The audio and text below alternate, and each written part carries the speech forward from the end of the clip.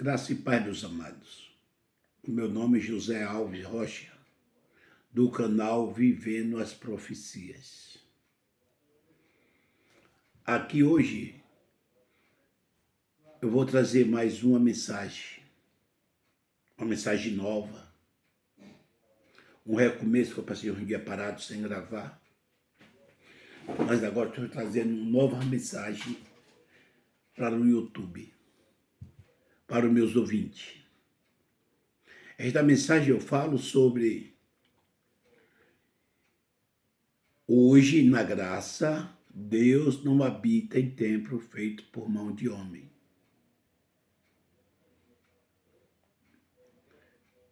Porque nós não estamos mais vivendo o período da lei. Nós não estamos vivendo o tempo dos livros históricos. Eu quero mostrar para vocês que o meu objetivo não é discutir, não é criticar e nem falar mal de ministério de alguém. É o contrário. Eu quero mostrar e pedir para os pastores, para obreiros, para as pessoas que gostam de estudo sistemático na Bíblia, pessoas que têm o dom de ler Bíblia, mas muitas vezes te falta entendimento. Então, graças a Deus que o YouTube hoje é uma chave, uma máquina, para que a gente venha trazer para esses ouvintes que se interessar uma explicação sobre o que é graça, o que é lei e o que é os livros históricos. A lei, ela foi abolida. Todo mundo sabe. Quando a gente fala no Novo Testamento, a gente leva em conta que o Novo Testamento começa em Mateus. Não. O Novo Testamento, ele começa no livro de Romanos. Não é em Mateus. Mateus não é Novo Testamento. Vocês lembram que Jesus, o Nazareno, filho de Maria, quando ele assumiu seu ministério com 30 anos de idade, a primeira coisa que ele fez assim que ele assumiu foi chamar os seus apóstolos. Ele estava vivo. Ele não tinha morto e ressuscitado, ele estava vivo. Então, os apóstolos, eles foram enviados para as ovelhas perdidas da casa de Israel. Não foi para nós que somos gentios. Eu quero explicar para vocês, os meus ouvintes no YouTube, que todo mundo que não é judeu, eles são gentios. Então, nós não somos judeus. E quem não é judeu, somos gentios. Então, eu quero ler para vocês aqui o livro de Mateus 10, o versículo 5, 6 e 7. Presta bem atenção. Mateus 10, 5, 6 e 7. E Jesus enviou estes 12 e lhe ordenou, dizendo: não ireis pelos caminhos de gentios, e nem entreis em cidade de samaritano, mas ide antes as ovelhas perdidas da casa de Israel. E indo pregai, dizendo: é chegado o reino do céu. Agora faço uma pergunta para os irmãos. Se nós somos gentios, e os apóstolos para ir pregar para as ovelhas perdidas da casa de Israel, para os judeus, pode aplicar na nossa vida? Não. Não pode. Isso é então tremendo. Você pode ler lá, Mateus 10, 5 a 7. Jesus disse para eles, enviar eles, para ele não entrar por o caminho dos gentios e nem cidade de samaritano. Vocês lembram que no livro de João 4, do 1 até o 19, Jesus mesmo fez esse serviço. Ele teve uma passagem por Samaria, e ali ele chegou perto ao poço de Jacó, ele despediu os discípulos para ir comprar pão e ficou sozinho, enquanto aquela mulher samaritana desce. E ali ele prega para ela, que foi a primeira missionária. Os discípulos não estavam nenhum. Quando chegaram, ficaram tudo de boca aberta, que viu Jesus falando com ela. Mas eles não pregaram. Jesus não permitiu nem que eles vissem. Foi uma obra para que se cumpra esta passagem. Não entreis em cidade de Samaria, de samaritanos. O nosso apóstolo, o nosso evangelista é Paulo. Foi Paulo. Paulo foi que Jesus chamou depois da sua morte e ressurreição.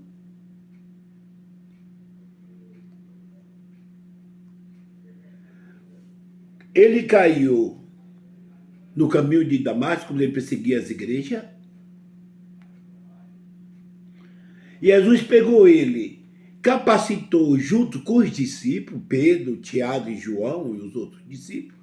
Ele pregou ali naquele tempo, junto com eles, se aperfeiçoando. Mas não parou por aí. Depois, leva ele em espírito ao céu e passa um evangelho que estava oculto desde a fundação do mundo. O evangelho nosso, hoje na graça, não é evangelho do livro histórico. O livro histórico é a biografia de Cristo, ao qual os discípulos eles falaram do nascimento até a morte e ressurreição dele. Após disso, veio Paulo para resumir o resto, não os discípulos.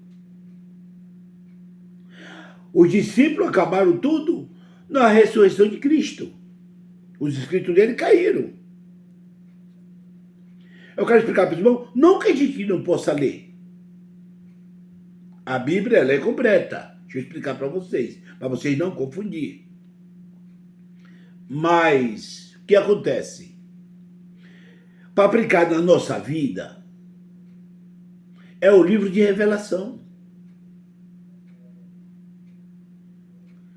E o livro dos apóstolos não são de revelação, os discípulos não é de revelação. Vocês podem ver. Eu quero mostrar para vocês que Jesus, depois da sua morte e ressurreição, ele chama Paulo e dá para Paulo uma ordenança.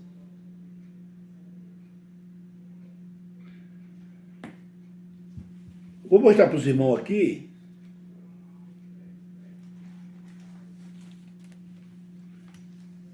Primeiro vou fazer uma confissão, uma oração.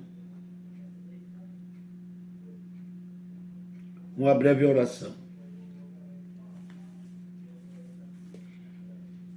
Senhor Deus e Pai, nesse momento, Senhor, me coloco na Tua santa e gloriosa presença para trazer mais uma mensagem, ó Pai, para os meus ouvintes no YouTube. Não deixa, Senhor, que simplesmente eu use a minha carne, mas que Tu, ó Deus, use a minha boca, espiritualmente, para eu explicar a verdade e a revelação do verdadeiro evangelho que é a graça de Deus. Amém. Eu quero dizer também para os meus ouvintes que o meu objetivo não é criticar, mas o nosso objetivo é trazer esperança. Porque o que tem de crente morto na fé, desenganado, são 19 milhões de afastados fora do corpo de Cristo. 19 milhões. Porque simplesmente são pessoas que foram fracas, que ainda estavam bebendo leite, não se alimentando com comida sólida, que se decepcionaram, se machucaram dentro da igreja. Tem pessoas que se machucam até com palavras, se a gente não souber levar uma palavra para essas pessoas, lá ela não pisa mais. E a pior coisa é um crente machucado, é um crente ferido. Ele não volta mais nunca. E eu quero mostrar para os irmãos que ainda assim, aqueles irmãozinhos que estão de pé, que não perde um culto, eles criticam aquele irmão que estão fracos na fé. Ele diz que para ele não tem jeito, que estão em pecado. Se às vezes eles aprontaram alguma bobagem, que eles estão condenados ao inferno. Eu quero mostrar para os irmãos que o amor de Deus é incondicional. Não é igual a gente. E se olhar com a cara feia, você já quer dar um soco na pessoa. Não, Deus é diferente. Deus é pai. Ele corrige, ele bate, mas ele não te abandona. Então esse irmão que está fraquinho na fé, ô irmão, volte ao seu primeiro amor. E aquele irmão que está forte, por favor, vai lá, dá um abraço nele. Eu quero mostrar para esses irmãos que não é o templo que salva. E não é a igreja que salva. E você, irmão, que está afastado, não se desespera. Que eu vou mostrar para você hoje que Deus não habita em templo feito por mão de homem.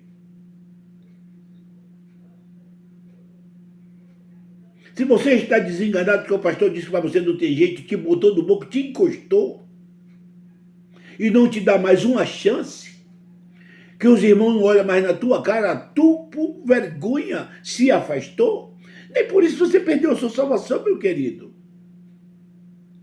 Você é um predestinado, você é salvo. O seu nome está escrito desde a fundação do mundo. Ninguém arranca isso de você.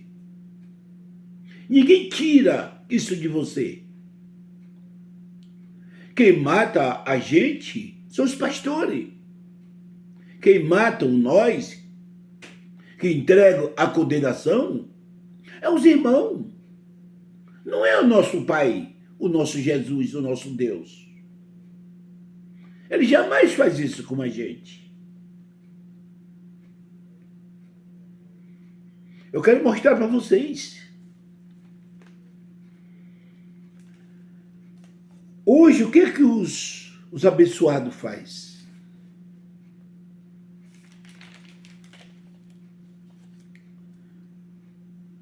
Nós estamos, se você vê Jesus, filho de Maria, o Nazareno, quando ele estava exercendo a sua missão, o seu ministério, carnalmente, na terra, ele entrou em igreja, ele chicoteou, ele pregou para os doutores. Mas eu quero dizer para vocês, ele se decepcionou. Mas quando ele morreu e ressuscitou, que ele voltou, ele não entrou mais em igreja. Os apóstolos mostram Cristo entrando nas igrejas.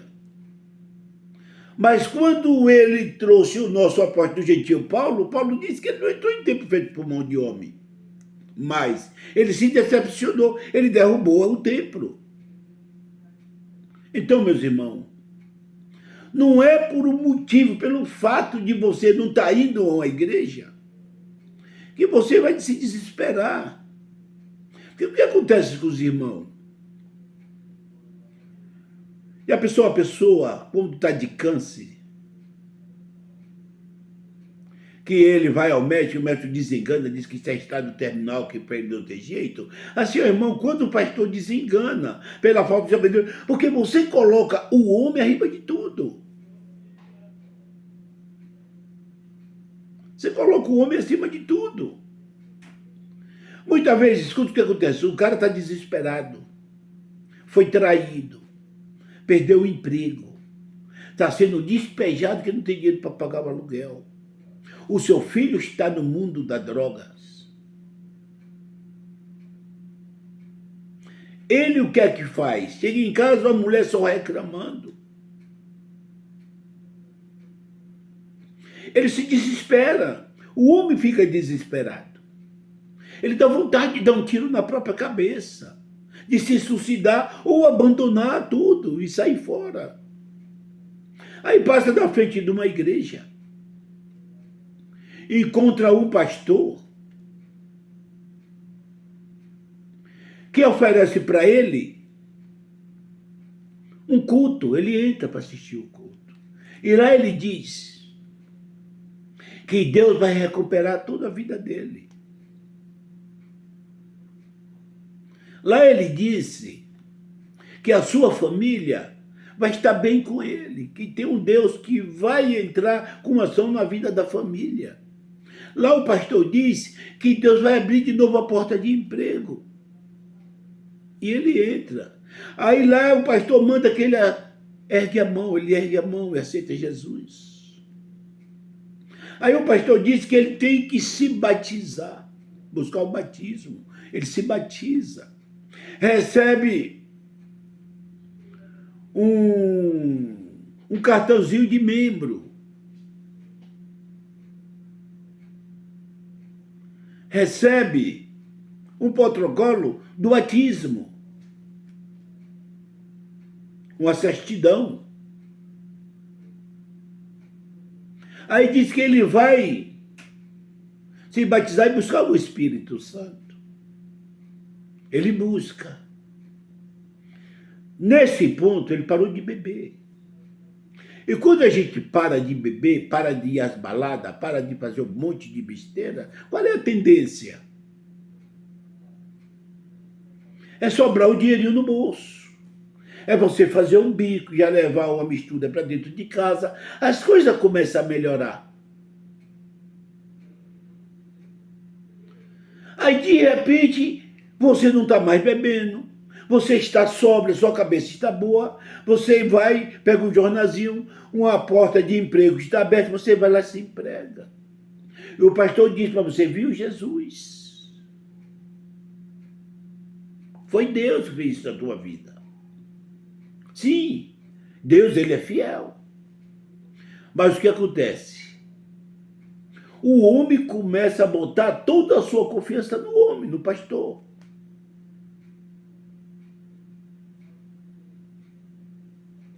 E esse pastor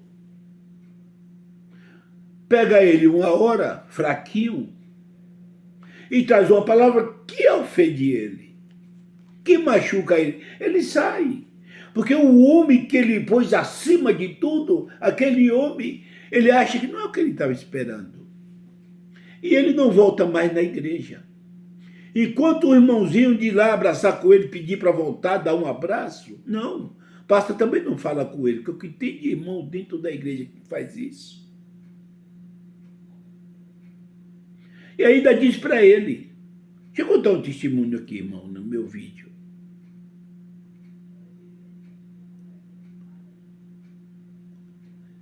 Uma certa vez, eu Me separei. Eu tinha 17 anos na Assembleia de Deus. Fiquei separado. Me divorciei. E arrumei uma outra mulher e casei com ela. A igreja toda não me receberam mais. Porque ele diz que o homem tem que ser marido de uma só mulher. Porque a Bíblia, Paulo diz que a gente tem que ser esposo de uma só mulher. Sim, e é. Mas Paulo não diz que você não pode casar de novo. Ser marido de uma só mulher, você não está pegando uma e outra. Tem 3, 4 mulheres de uma vez. Mas como esse não lê Bíblia, vai só pelo que os outros falam. E um dia eu passando numa pracinha onde ficam por causa de irmãos reunidos de vez em quando, eu vinha do trabalho, não estava indo congregar porque eu estava com vergonha da igreja, porque ele não falava mais comigo. E tinha lá 2 irmãos que eu amava do fundo do meu coração. E fui dar um abraço neles. E ele me disse, tá tudo bem com você? Eu disse, comigo tá. Mas, como é que está a sua segunda família? Vai bem. Você sabe que não pode casar uma segunda vez. Eu digo, não sei. Não pode. Na nossa igreja não permite. Você está em pecado. E viraram as costas para mim. Meu irmão, saiu lágrima do meu olho. Lágrima. Porque a palavra que eu vi ali é que eu estava também condenado ao inferno.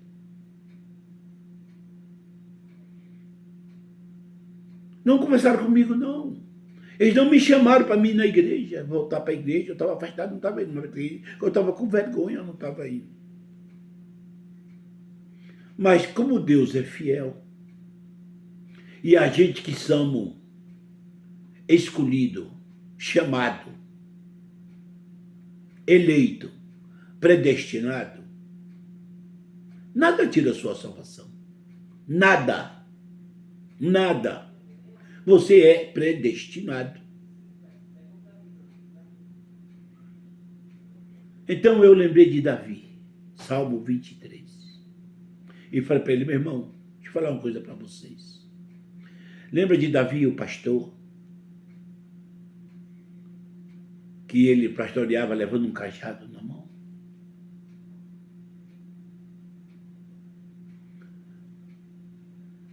Davi, o Salmo 23 diz, nem que eu ande pelo vale da sombra da morte. Você sabe o que é o vale da sombra da morte? E o que é um cajado? O vale da sombra da morte, que Israel, ele é cheio de montes.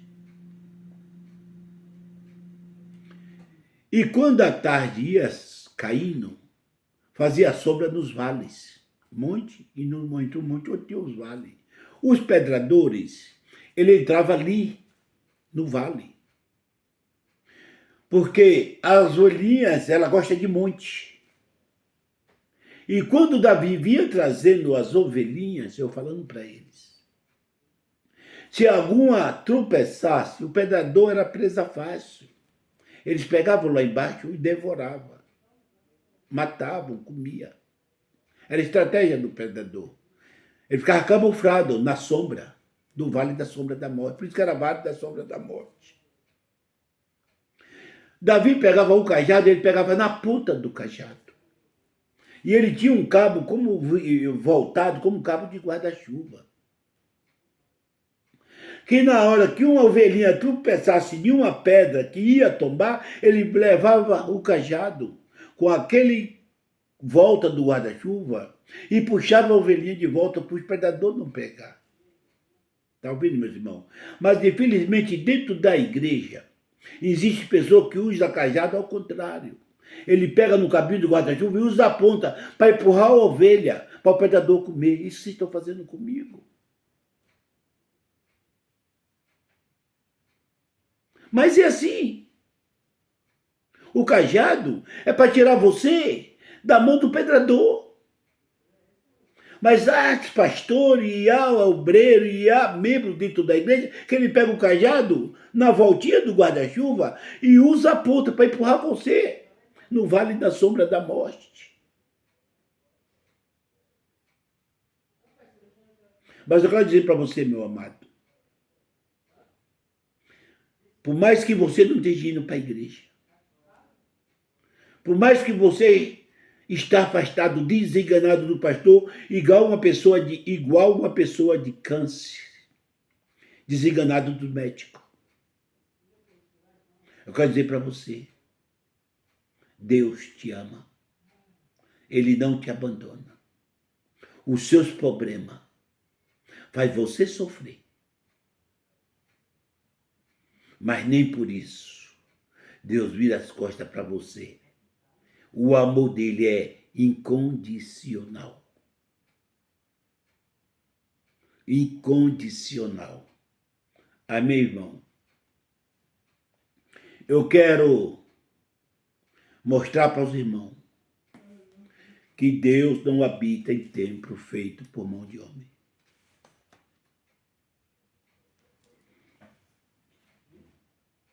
Não habita. Atos dos Apóstolos, 17, 24 e 25. Atos dos Apóstolos, 17, 24 e 25. E o Deus que fez o mundo e tudo que nele há, sendo o Senhor do céu e da terra, não habita em templo feito por mão de homem, nem tampouco é servido por mão de homem, como que necessitando de alguma coisa, pois ele mesmo é quem dá a todos a vida, a inspiração e todas as coisas. Meu amado, prestou atenção? Ele não habita em templo feito por mão de homem. Ele não necessita de nada. Aqui já tira a possibilidade de dízimo. Ele não precisa de nada. Vê lá o 25. Ele não necessita de nada, não precisa de nada e nem de ser servido. Antes é ele que dá todas as coisas. Eu falo isso para você, meu amado. O que eu tenho visto dentro das igrejas, nos meus 30 anos, o pastor cobrando dízimo, colocando um diabo, um devorador que não existe. Isso era na lei, e era o imigrador, era um grilo, um gafanhoto, que eles trazem para cá.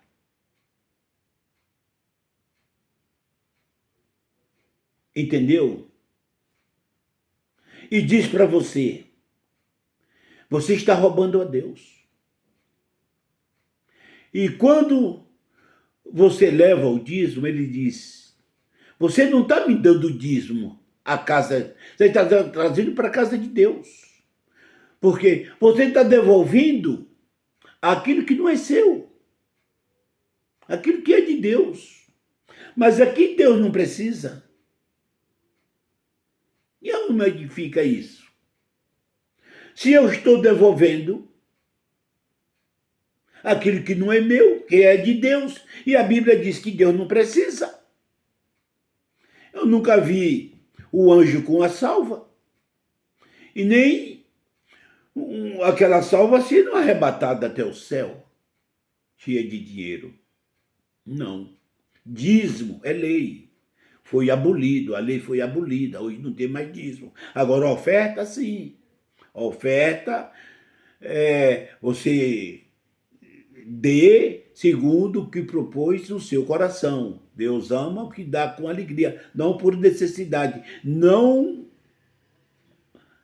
sendo imposto para você dar de qualquer maneira, não. É aquilo, segundo o que propôs o seu coração. Deus ama o que dá com alegria. Porque se você dá por necessidade, você vai ficar chorando e não agrada a Deus. É aquilo que você pode dar aos templos, às igrejas, precisa sim. Concordo que ela precisa de ajuda. Pagar aluguel, pagar água, passar luz, pagar luz, comprar instrumento. Em primeiro lugar, não é a casa de Deus. Você viu aqui que Deus não habita mais em templo feito por mão de homem. Não é a casa de Deus. É um lugar de reunião. É um galpão para reunião. Não é a casa de Deus. A casa de Deus é nós. Deus está em cada um de nós hoje. Deus habita em nós. Somos o templo do Espírito Santo. Vamos lá. Mateus 24, 1 e 2. Mateus 24, 1 e 2. Eu quero mostrar para vocês que Deus não habita em templo feito por mão de homem. E quando Jesus está saindo do templo, aproximaram-se dele os seus discípulos para lhe mostrar as estruturas do templo. Jesus, porém, lhe disse: não veste tudo isso?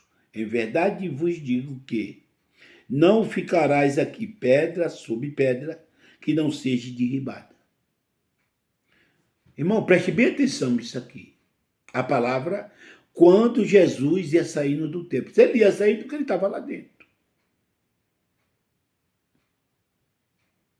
Se ele ia saindo é porque ele estava lá dentro.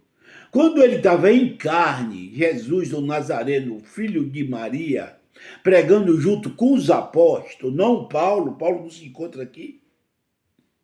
Paulo veio depois da morte e ressurreição dele, para trazer um evangelho que estava oculto. Então, ele está saindo, porque ele tinha entrado, tá ok? Mas quando você for ver, eu vou passar para vocês daqui a pouco a revelação da graça, Jesus não entra mais em templo quando ele volta. E ele já voltou. Amém, irmãos? Vamos lá. Daniel 9, 26. Daniel 9, 26. E depois das 62 semanas, será tirado o Messias. E não será mais o povo do príncipe que há de vir. Destruirá a cidade e o santuário, e o seu fim será como uma inundação. Inundação. E até o fim haverá guerra. Então, está determinado a assolação. Quer dizer uma coisa para os irmãos. Em primeiro lugar, esse príncipe não é o demônio. Não é o diabo, como as igrejas falam.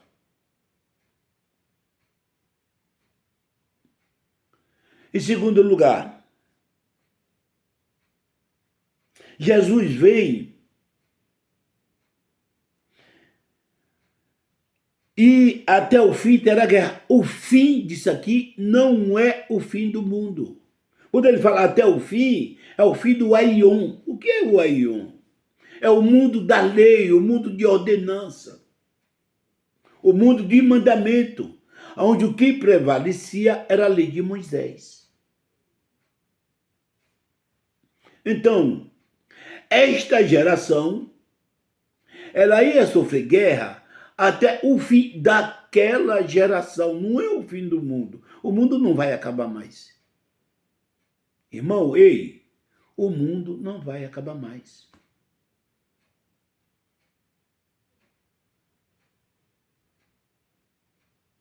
Você já viu quantas previsões os homens fazem? Que Jesus está voltando tal dia, tem o neguinho que até marca na caneta, soma o dia e a hora e fica esperando de nada. Foi o profeta Testemunha de Jeová. são profetas da Adventista. Tudo profetizaram a vinda de Cristo tal dia. No ano 2000, Cristo ia voltar.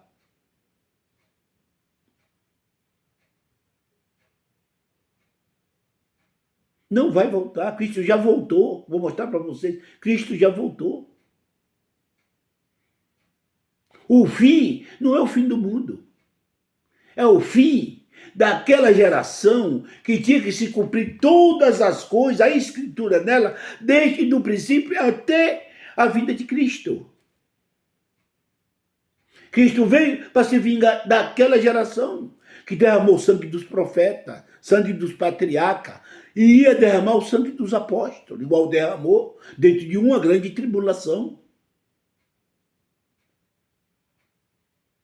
As igrejas estão aí esperando o fim, amedrontando o povo.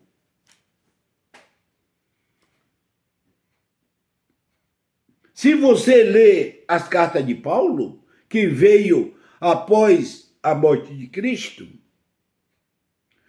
os apóstolos falam no fim. Mateus mesmo, 24:14, diz que quando esse evangelho do reino for pregado a todas as nações, aí virá o fim. Mas se você voltar para Paulo, que já veio depois da ressurreição de Cristo, até chegando ali a queda do templo, Paulo não fala mais em fim. Ele fala em 2 ou 3 lugares, que é aquele que é de vir virá e não tardará. Já veio. Não tardará, não é um mundo infinito.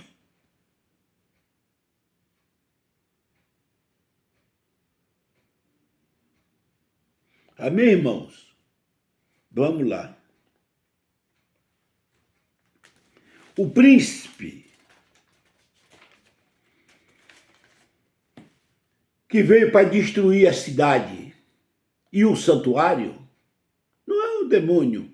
Igual está lá em 2 Tessalonicenses 2, 3 e 4, que ele se sentará no templo de Deus, querendo aparecer com Deus. Quem é esse homem do pecado, filho da perdição? Tito. General Tito. E por que Daniel disse que era um príncipe que ia fazer isso? Porque o general Tito, ele era filho do rei de Roma, chamado Vespasiano.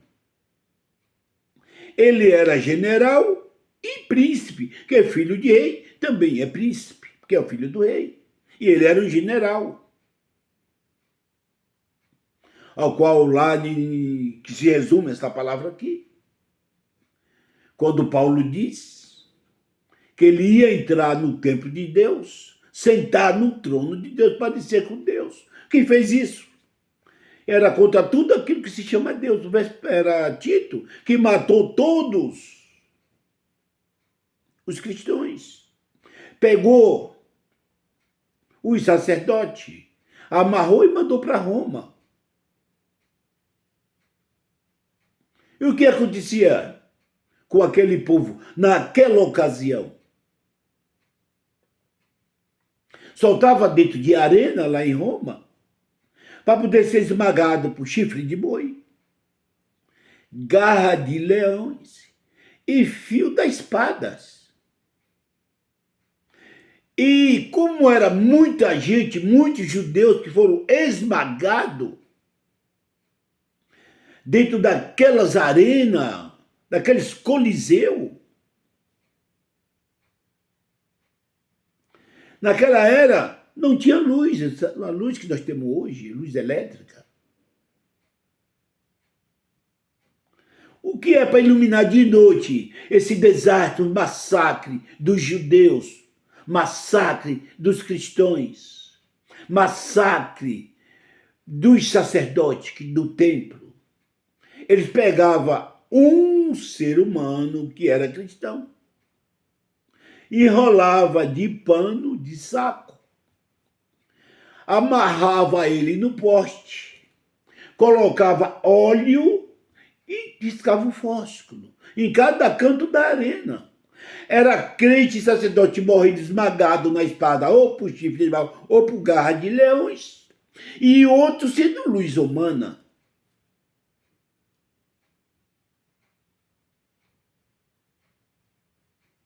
Era doloroso, meus queridos. Lê a história.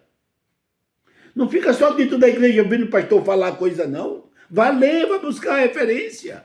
Pega livros. Os crentes têm uma mania de só ler a Bíblia. É só a Bíblia que é a vida dele, não lê mais nada. Por isso que são burros, não sabem nada. Fica indo por qualquer coisa. Me perdoe a palavra, a gente fica emocionado. Pega livros à parte, irmãos. Tem muitos livros paralelos à Bíblia que contam história. Que às vezes não está na Bíblia, mas é válida. São histórias verdadeiras que aconteceu.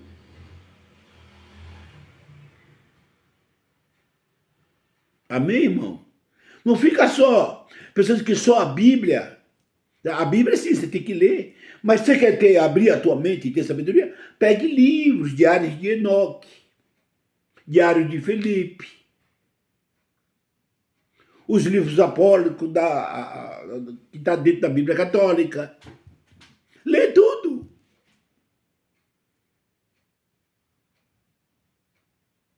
Joséfo, a história da igreja. Lê livros. Que você vai ver quantas coisas a parte da Bíblia que tem desses livros. Que homens sábios presenciaram e escreveram, protocolaram para a gente hoje.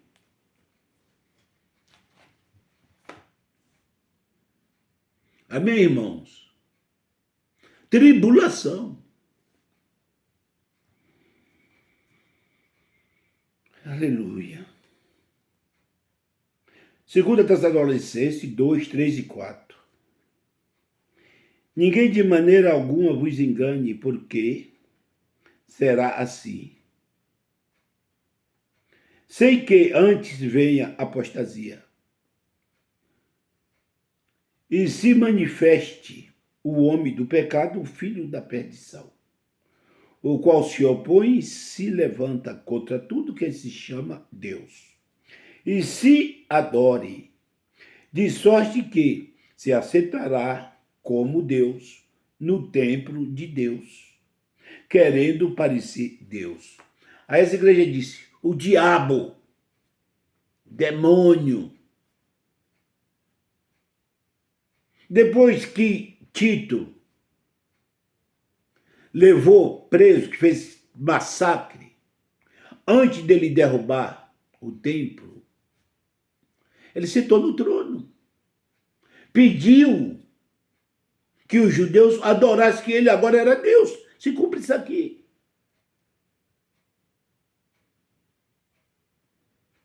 Sentou no trono.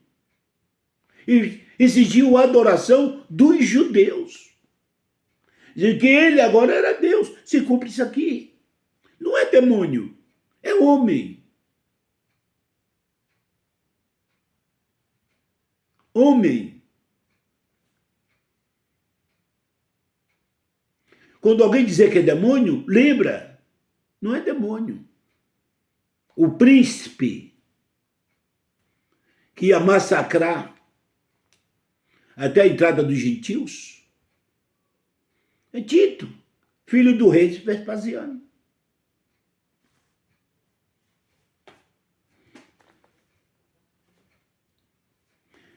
Deus sempre usou nações para destruir nações. Deus, ele cumpre o seu desígnio. Não é ele que desce. Muitas vezes ele usa o anjo para destruir. E a maioria das vezes ele usa pessoas. Para isso veio um tipo de gente para que Deus se cumpra com eles essas coisas de maldade.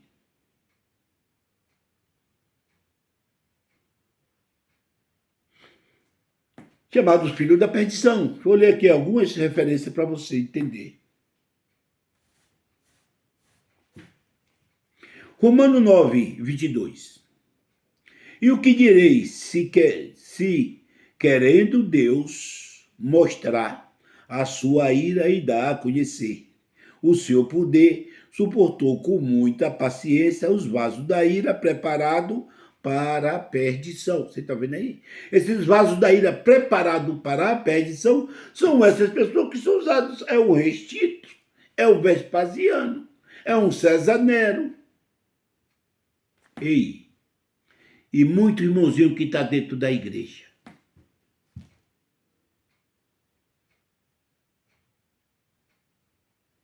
Está lá para ser pedra de tropeço da tua vida. Ou no teu trabalho, na tua viagem, dentro da tua casa, da tua família. Tudo isso não é porque Deus não te ama. Ele está te maldando. Ele usa essa pessoa para te maldar. Te purificar e fazer você crescer. Fazer você crescer. Irmãos, deixa eu te mostrar uma coisa. O homem sem Deus não é nada. Mas para você ter Deus, não é preciso você estar socado dentro de um templo de 4 paredes, que eu já estou te mostrando aqui, que Deus não habita nele, que Jesus disse que ia derrubar. Esses galpão para reuniões é válido. Vamos lá, fazer reunião, ensinar, estudar. Agora, não você tendo o compromisso de dar 10% do que você ganha, que você tem que ir para lá todos os dias, que tiver culto, você não pode parar no culto, porque se Deus vem, você fica. Irmãos, já sofri com isso. Se eu tivesse cansado, eu era diácono da Igreja Assembleia de Deus, Ministério do Brás. Se eu tivesse cansado e não pudesse ir à igreja ou fazer uma viagem, quando eu chegava, o irmãozinho veio bater na minha casa. Você está afastado? Não pode. Jesus vai vir. Ele queria dizer com isso, eu ia ficar. Porque eu só estava salvo se eu estivesse lá dentro da igreja.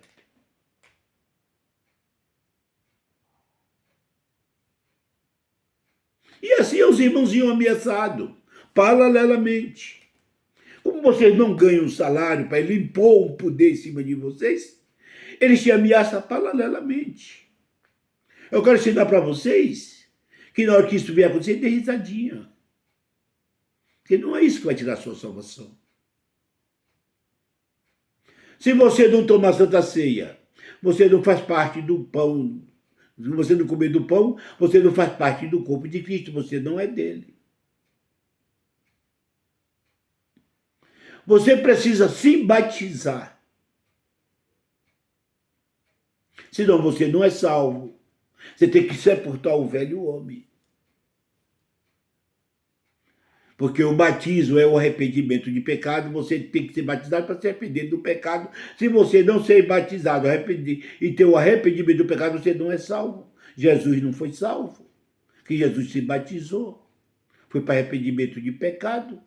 Então, se o batismo é para arrependimento de pecado, senão você não sobe, Jesus está dentro d'água. Ele se batizou. Ô irmão, usa a cabeça, deixa Cristo te iluminar. Ter o olho iluminado. Quando alguém falar para você que você tem que se batizar, senão você não vai para o céu, dizia. Porque você tem que se batizar para o arrependimento de pecado, tá? Então Jesus estava cheio de pecado. Jesus se batizou para que cumpra toda a justiça. Toda a justiça. Por quê? Se você vê na lei de Moisés, todo ano tem que sacrificar um cordeiro. Era um cordeiro que fosse de 1 ano, sem defeito, macho, sem defeito, tinha que lavar, bem lavado, que já simboliza, isso se chama abrusões. Para sacrificar, tinha que ser bem lavado.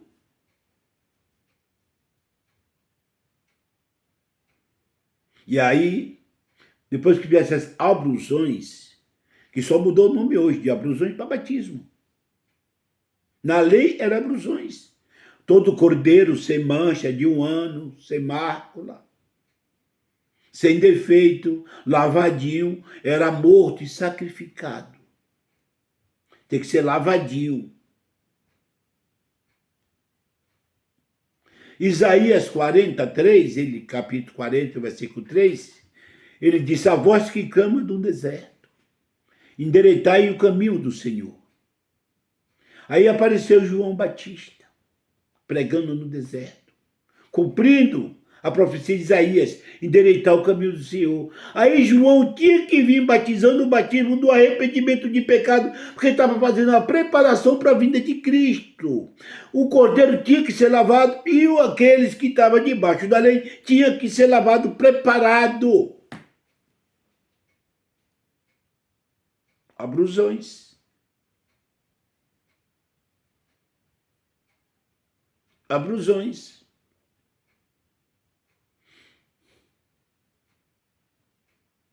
E João estava ali, batizando para o arrependimento de pecado até a vinda de Cristo. Preparando até a vinda de Cristo. Mateus 3, 8, 9, até o 17, 18 ali. Ia todo mundo para ser batizado por João. Aí alguns deles perguntam para João, faz a pergunta para João: tu és o Cristo? O que é que João responde? Vê lá Mateus 3,17. João responde: eu não sou digno de desatar ou amarrar a correia do seu chinelo, das suas opacas. Eu batizo com água para o arrependimento. Mas aquele que vem após mim é mais poderoso do que eu, e ele batiza com o Espírito Santo e com fogo. Acaba o batismo na água depois da vinda de Cristo. Quando ele vir, acaba o batismo na água.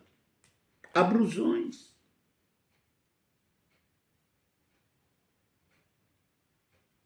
Jesus ia ser sacrificado no meu lugar, no seu lugar. E o que é que Jesus faz? Ele fala para João: João, me batiza, para que de mim se cumpra toda a justiça. E no batismo de Jesus, eu também já fui batizado.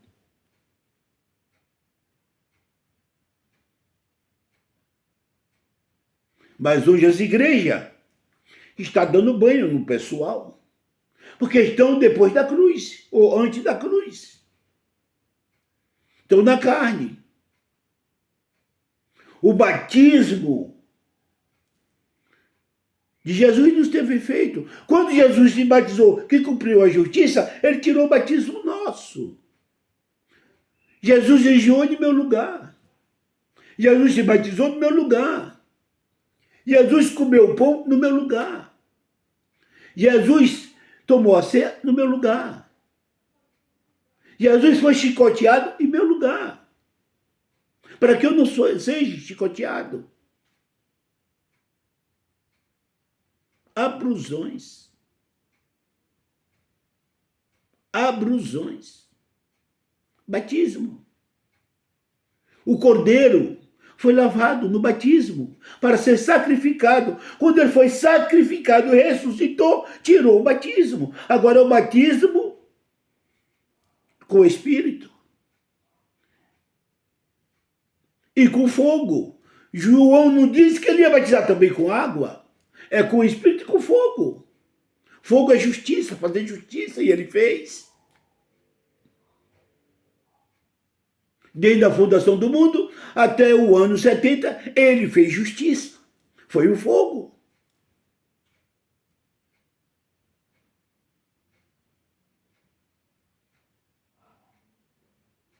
Paulo diz que só um Deus, um Senhor, uma esperança, a esperança, e um batismo, que é esse batismo, acabou os outros tudo, não tem outro. Agora não fica aí esperando você estar na igreja lá se sacudindo para falar a língua estranha para ser batizado. Esse batismo do dia de Pentecoste já foi dado a todos que são dele, já tinha. Ele só ressuscitou dentro de nós um espírito que estava morto pela lei. Os dele ressuscitou, que é o que são de Cristo, ele já é gerado do Espírito. Só estava debaixo da lei, estava morto. No dia de Pentecoste, ele assoprou, e aquele vento pertuoso entrou de cada um de nós e reviveu o Espírito que estava morto. Por isso aquele povo voltou a falar língua. Não é que você tem que ir para uma igreja hoje, pastor, botar a mão na tua igreja, para que você seja batizado com o Espírito Santo, senão você não vai para o céu. Não. Hoje nem é preciso falar língua, Paulo diz.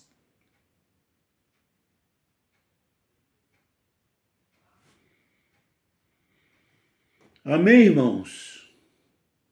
Ficou bem claro? Vamos lá.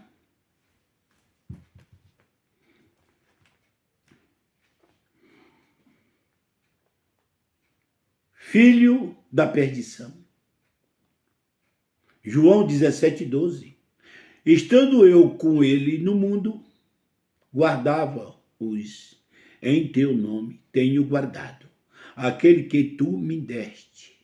E nenhum deles perdeu, senão o filho da perdição, para que se cumpra a escritura. O filho da perdição. São pessoas que vêm para esses fins. Nem todo mundo é de Deus. Esses filhos da perdição não são espirituais, não tem espírito. Morreu, acabou, é igual animal. São pedras de tropeço. Às vezes está até dentro da tua igreja, para te moldar, se tu é um homem de Deus.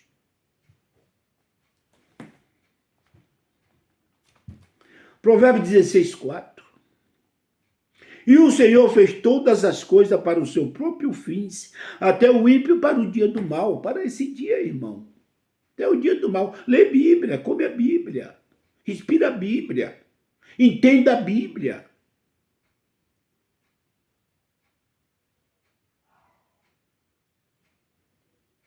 Hoje, para aplicar na vida da gente, é Paulo.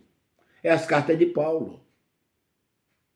Agora, a gente usa os livros históricos, a lei, algumas passagens da lei, para como reforço, porque já tem a mesma sombra.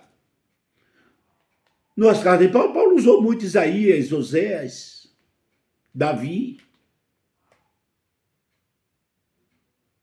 Jacó, Abraão, para reforço, por mando de Deus. Então a gente usa também versículos da lei e dos livros históricos como reforço. Daquilo que eu estou lendo no Novo Testamento, que começa do livro de Romanos até o livro de Hebreus. Os outros é tudo livros históricos, Velho Testamento, Velho Pacto e livros históricos, que também estava dentro do Velho Pacto. Porque Jesus, como veio, ele veio no Velho Pacto, ele veio sobre a lei, nascido de mulher sobre a lei, para resgatar todos que estavam debaixo da lei. Então ali os discípulos estavam tudo debaixo da lei. Está entendendo? Só Paulo que veio fora da lei. Paulo, como veio, Jesus já tinha tirado a lei. E Paulo veio para explicar.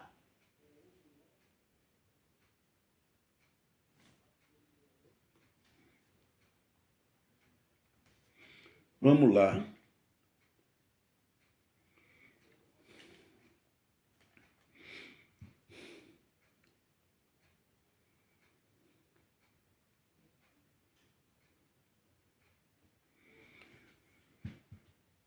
Jesus Cristo, o Nazareno, ele viveu como filho de Maria, participando de carne e de sangue.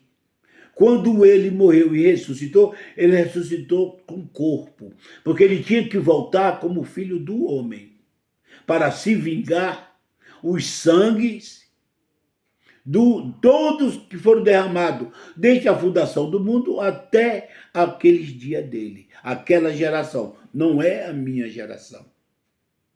A minha geração eu não tenho mais o que pagar, porque ele já pagou.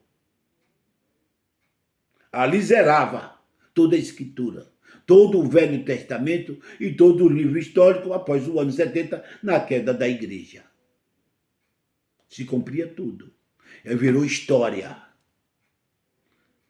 Agora vem Paulo, depois da sua ressurreição, ele chamou para trazer um evangelho que estava oculto em Deus. Esse Paulo diz que Jesus não entrou mais em templo feito por mão de homem. Quando ele veio para se vingar, o sangue dos profetas, dos sacerdotes e dos apóstolos. E foram derramados até os anos 70. Paulo decapitado, Pedro crucificado de cabeça para baixo, Tiago arrastado, o próprio João dentro do óleo quente. E aí por diante, foram mortos. Foram mortos. Dentro da tribulação, que as igrejas estão aguardando essa tribulação hoje. Não vai ter. A gente vive uma tribulação e vai viver. Porque é o único modo de apanhar. Lembra que eu falei para vocês que Deus usa as pessoas que foram preparadas para esse fim, para perseguir os dele, para pagar aquilo que está devendo, os malfeitos que a gente faz? Mas isso não perde a salvação. Desastre na natureza, guerras, pandemia, tudo isso são castigos de Deus. É o modo que Deus castiga. Isso vai ter. O que a gente planta, a gente colhe. Isso é válido, é bíblico. A gente simplesmente vai plantar o que colheu. Fica todo mundo criticando o presidente da República, seja ele quem for. Até crente, não sabendo que vem para o nosso castigo. Toda vez que uma geração, que uma nação se afastava de Deus, Deus usava os presidentes. Rei, corrupto, violento.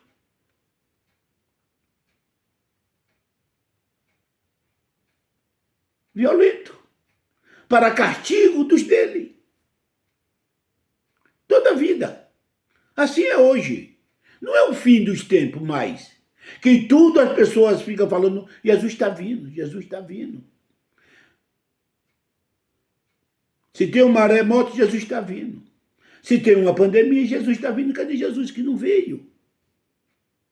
É para o nosso castigo. Vocês não lembram que sempre Jesus usava pastores de ovelha? Mas quando Israel se apostatou e se afastou totalmente de Jesus, ele usou um pastor de jumenta. Pastor de jumenta, José, sim. Ele é lá. Saul era pastor de jumenta.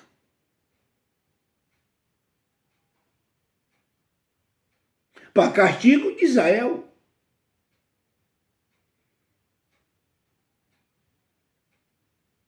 Homem-bomba.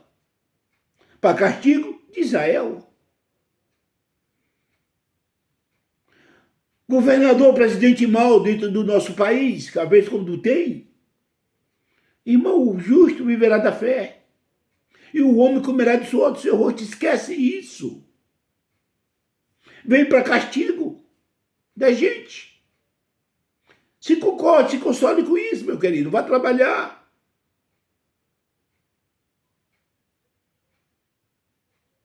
Para de criticar.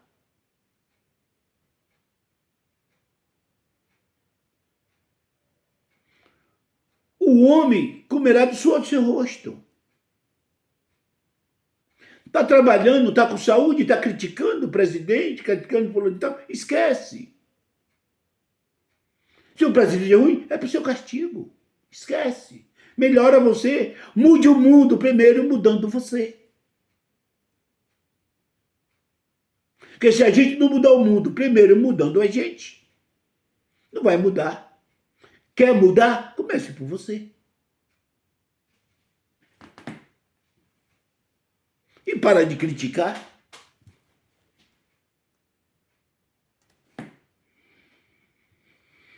Vamos lá.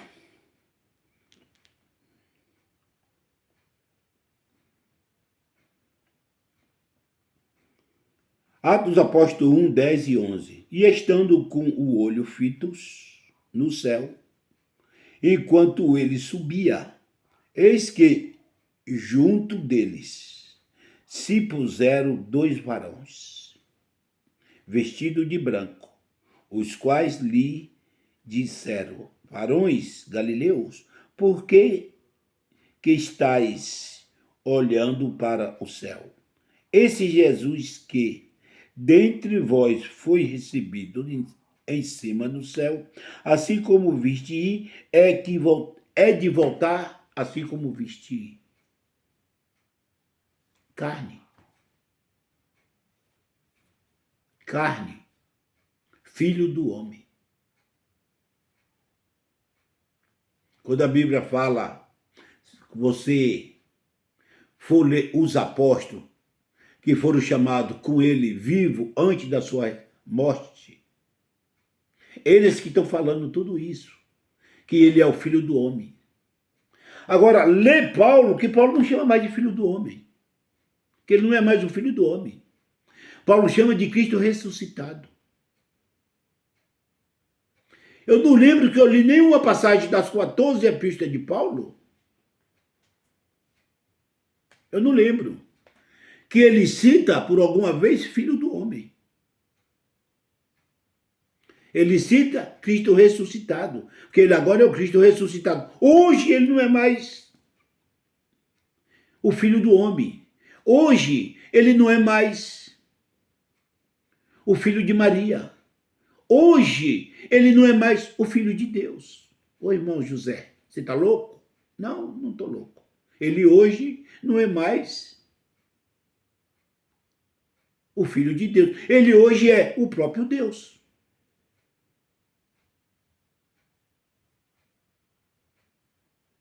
Ele hoje é o próprio Deus. Cumpriu todas as coisas, porque ele cumpriu todas as coisas. Se vingou de que ele queria se vingar. Como filho do homem, ele voltou para o céu, sentou no trono dele, como Deus. Vou mostrar para vocês depois.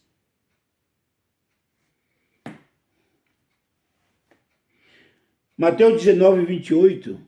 E Jesus disse-lhe: em verdade vos digo que vos que me seguiste, quando na regeneração do Filho do Homem se assentará no trono da sua glória, e também vós assentareis sobre 12 tronos, para julgar as 12 tribos de Israel. Irmãos, mesmo se fosse ter uma tribulação, um julgamento, não era um julgamento universal. Não é uma tribulação, é tudo para Israel. É julgar 12 tribos de Israel. Mas o pessoal que está aqui no Brasil está esperando também um julgamento.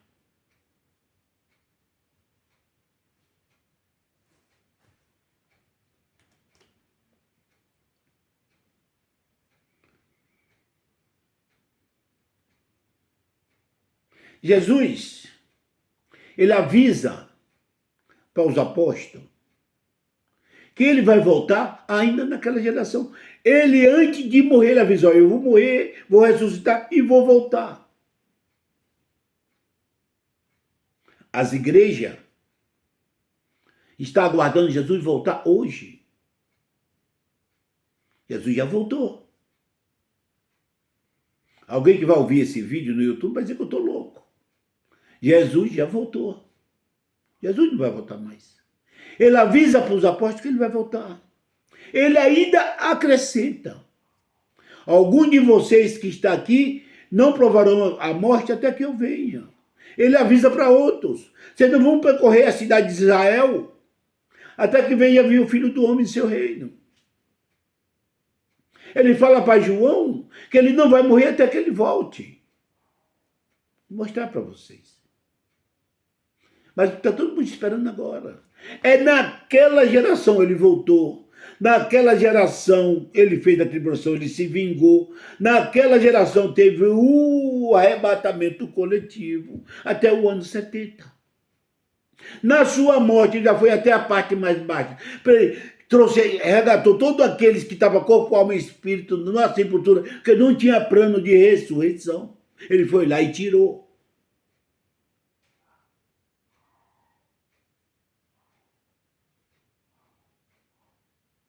Meu irmão, vocês não lêem Bíblia, não? Peça a Deus a revelação. Então, eu vou ler aqui algum versículo da volta de Cristo, que ele já voltou, e vocês me explicam aonde que eu estou errado. Vamos lá, eu quero uma resposta. Venha comigo. Mateus 10, 23. Mateus 10, 23. Marca os versículos direitinho, meu irmão. Mateus 10, 23.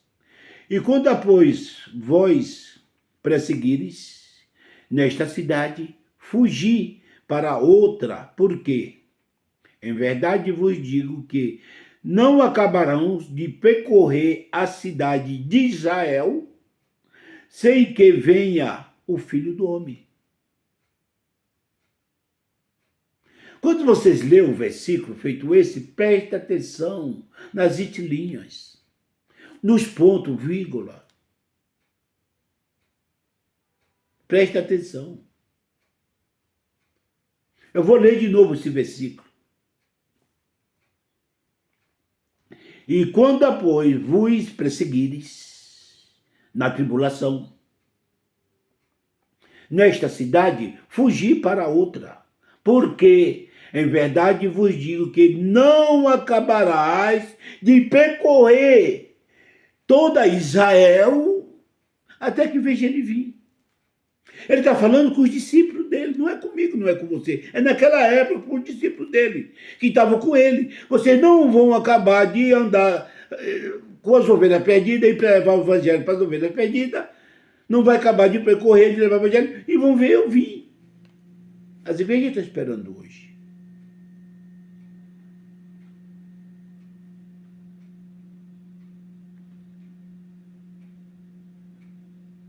Entendeu? As igrejas estão esperando hoje. Apocalipse 1:7. Apocalipse 1:7. Eis que venho com as nuvens, e todo olho o verá, até os mesmos que me traspassaram. E todas as tribos da terra se lamentarão sobre ele, sim. Amém. Até os que me ultrapassaram, me furaram, vão ver. Aquela geração. Ou eles vão se reencarnar para trazer ele aqui de volta. Não. Não. Se Jesus vai vir, todo olho vai ver. Até aqueles que ultrapassaram ele, não é reencarnação. É vivo, até os que me ultrapassaram vão ver. Porque se ele trazer ele lá de novo, trazer aqui para a terra, fazer ele renascer da carne para ver Jesus, é reencarnação, não é arrebatamento. Ele não arrebatou, não levou para o céu. Não ressuscitou, se reencarnou, virou espírita.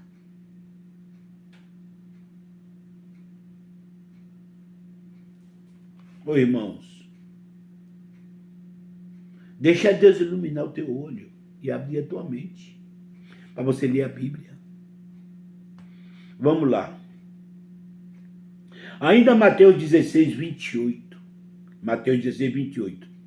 Em verdade vos digo que alguns há dos que aqui estão que não provarão a morte, até que veja vir o Filho do Homem no seu reino. Não provarão a morte, até que veja vir o Filho do Homem no seu reino.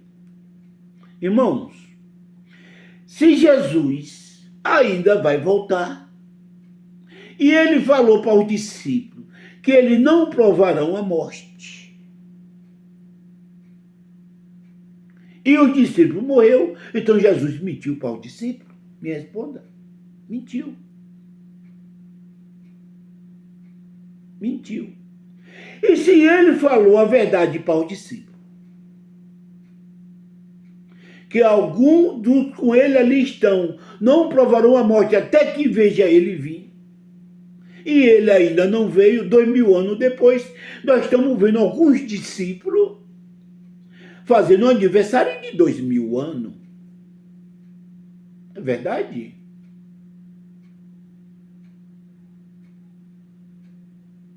Eu estou trazendo para vocês várias referências, não é uma só. São várias. Ou Jesus mentiu, ou os discípulos estão fazendo aniversário de 2000 anos. Preciso ver. Aí eu estou igual Tomé. Eu só creio na hora que eu vejo um com 2000 anos. Porque se eles já morreram, Jesus não vai mentir, meu querido.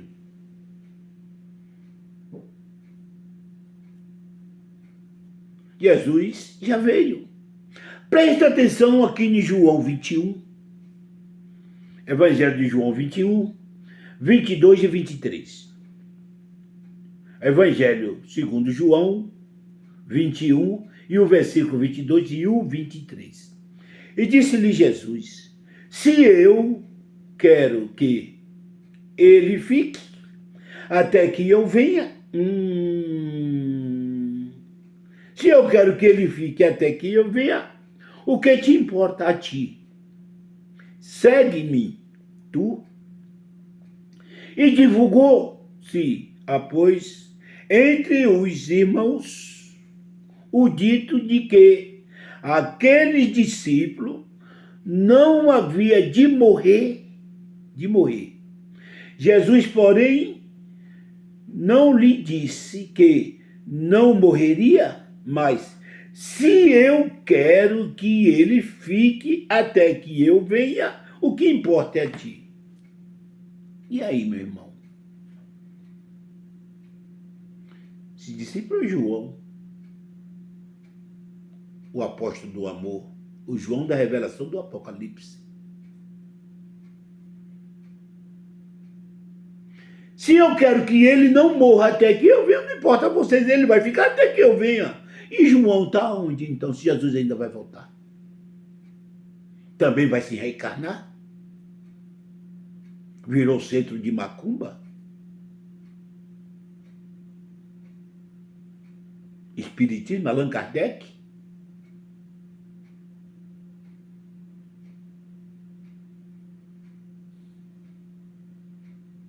Jesus já voltou. Jesus já voltou. No ano 70. Onde se cumpre a 70 semanas de Daniel.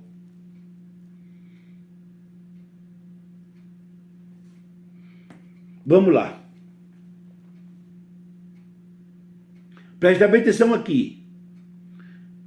Vou citar aqui os 3 ou 4 versículos para mostrar para vocês, comprovando mais uma vez que Jesus voltou.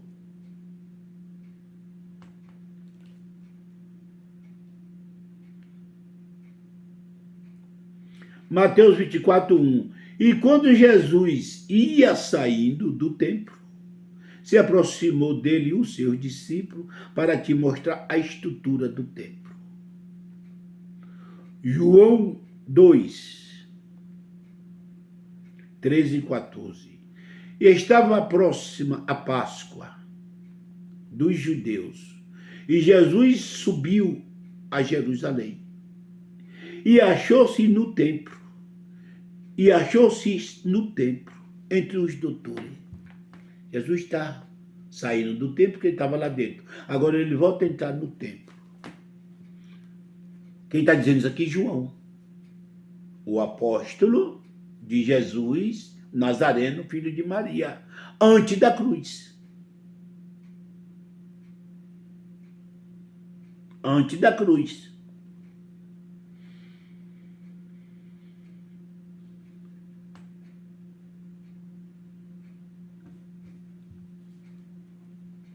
Versículo 16. E disse aos que vendiam pombas: tirais daqui estes, e não façais da casa do meu pai casas de venda. E não façais da casa do meu pai casas de venda.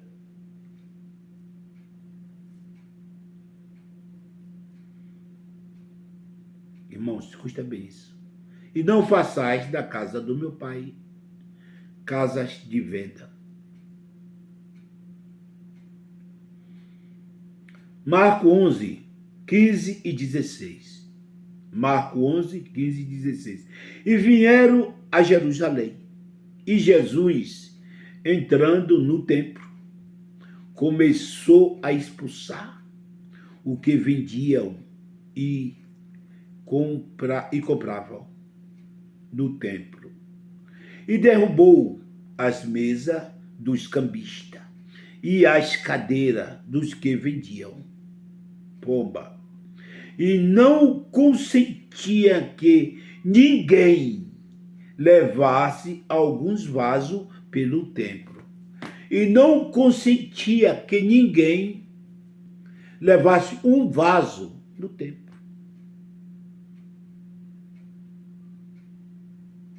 Por isso, ele se revoltou. Você pensa que Deus não se revoltou? Jesus não se revoltou? Senão ele não tinha mandado derrubar o templo. Mas hoje o que a gente se vê no templo que ele diz que é a casa de Deus? O que a gente vê? Se eu vi uma reportagem que um certo templo, não vou citar o nome, eu sei qual é, mas não vou citar, o cara estava com 500 vassouras ungidas dentro da igreja, comprou por R$3, estava vendendo a 50 para varrer sujeira espiritual. Vassoura para varrer sujeira espiritual. Uma outra igreja estava vendendo chave para abrir porta de emprego. Outra vende óleo ungido, terreno no céu, água de Jerusalém, terra do Sinai.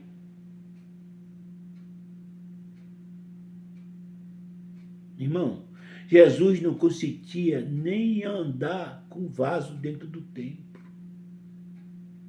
Ele disse para não fazer da casa do meu pai casa de venda. Eu não quero que vocês confundam. Quando alguém está dando um almoço dentro da igreja, fazendo um casamento, cortando um bolo com refrigerante e dando dentro da igreja. Não é isso. Isso não é vendendo, não é casa de venda. Tem gente que confunde essas coisas. É vender. É fazer da casa de Deus um supermercado. Não é uma festa de casamento. Que os noivos compraram tudo, ganhou o presente. E levaram para lá e fizeram uma festa. Isso é válido.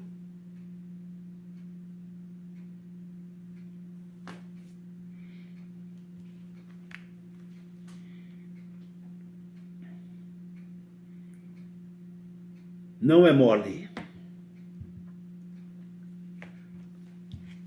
Agora veja Paulo. Vocês viram quanta reverência aos apóstolos do outro lado da cruz, antes da cruz. Agora vê o Paulo depois da ressurreição de Cristo. O Cristo ressuscitado.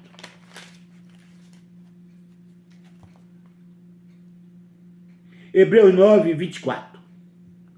Porque Cristo não entrou em um santuário feito por mão e figura de verdadeiro, porém no mesmo céu, para agora compadecer por nós perante a face de Deus. Porque Cristo não entrou no santuário feito por mão. Mas lá nos outros ele entrou, e agora? E por que aqui Cristo não entrou? Porque aqui, quando Cristo estava, antes de ressuscitar, ele entrou. Mas quando ele ressuscitou e voltou como filho do homem para se vingar, ele não entrou. E não entrou mais. Na tal igreja que vocês hoje são massacrados pelos pastores, pelo obreiro, que você tem que prestar uma fidelidade a pulso. Porque se você não for para o culto, Deus não está contigo, sendo que Deus não habita mais nesse tempo. Naquele tempo, Jesus estava corrigindo e já tirando, e prometeu derrubar, e derrubou.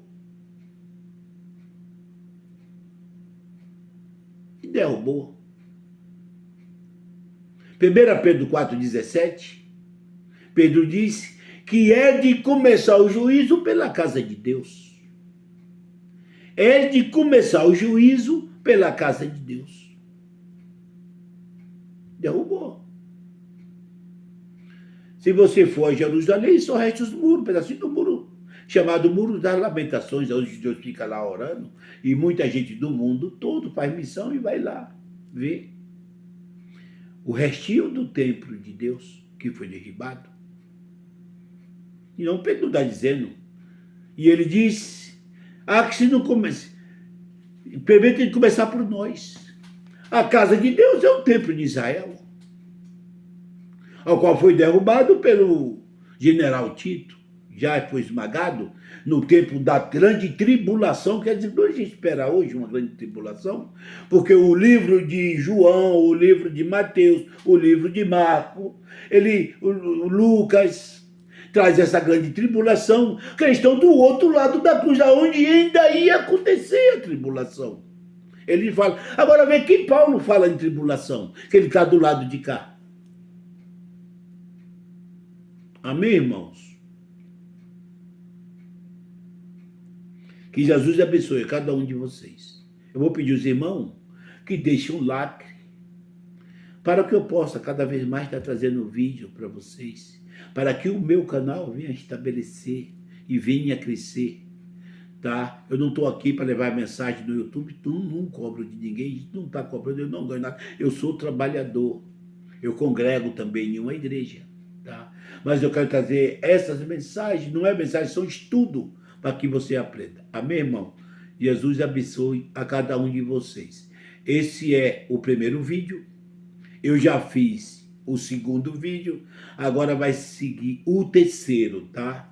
Falando da mesma coisa, que é para vocês entenderem. Amém, irmão? Que Jesus abençoe. Eu estou mostrando aqui no meu peito, eu tenho um símbolozinho, tá? Autista, que eu tenho um filho que ele tem autismo, tá? Ao qual eu amo do fundo do meu coração, ok? Deus só dá filho especial, papai especiais. Amém, irmão? Eu sei que tem muita gente assistindo, que vai assistir, que também tem filho autismo. Escuta isso que eu estou te falando. Deus só dá filho especial, a pai especial. Cuide bem de teu filho, como eu cuido bem do meu. Amém? Ele vai ser um exemplo na tua vida. Eles são amorosos, inteligentes. Tenha paciência, que você vai vencer. E você vai ver o exemplo de filho que você vai ter no futuro.